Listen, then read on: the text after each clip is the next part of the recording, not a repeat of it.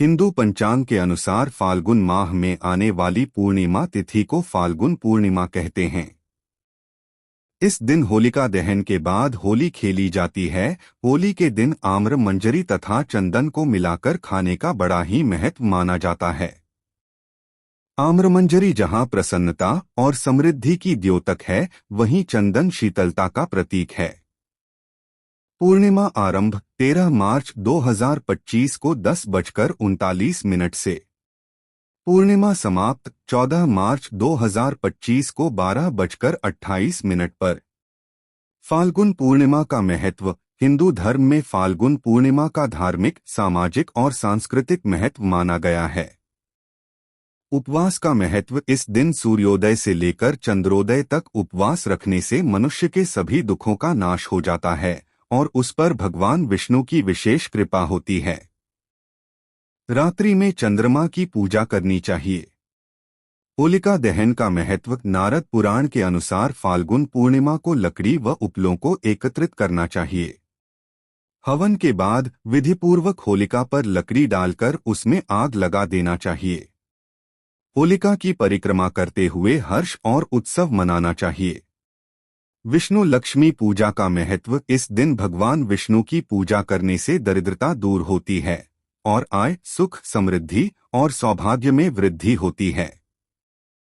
इस दिन व्रत रखने से मनुष्य के दुखों का नाश होता है और उस पर भगवान विष्णु की विशेष कृपा होती है। इस दिन माता लक्ष्मी की पूजा करने से जीवन में आ रही आर्थिक समस्याएं दूर होती हैं। इस दिन धन की देवी माता लक्ष्मी को प्रसन्न करने के लिए उन्हें खीर का भोग लगाया जाता है। इससे माता प्रसन्न होती है। इस दिन श्री सत्यनारायण पूजा का आयोजन भी विशेष रूप से किया जाता है। स्नान दान का महत्व। पूर्णिमा के दिन प्रातःकाल किसी पवित्र नदी, सरोवर या कुंड में स्नान करें और उपवास का संकल्प लें। इस दिन स्नान, दान और भगवान का ध्यान करें। इस दिन पवित्र नदियों में स्नान करने से सभी पाप समाप्त हो जाते हैं। भक्त प्रहलाद की कथा। इस कथा के अनुसार भक्त प्रहलाद को उसके पिता असुरराज हिरण्यकश्यप ने अपने पुत्र की भक्ति को भंग करने और उसका ध्यान अपनी ओर करने के लिए लगातार 8 दिनों तक तमाम तरह की यातनाएं और कष्ट दिए थे। इसलिए यह कहा जाता है कि होलाष्टक के इन 8 दिनों में किसी भी तरह का कोई शुभ कार्य नहीं करना चाहिए। यह 8 दिन वहीं होलाष्टक के दिन माने जाते हैं।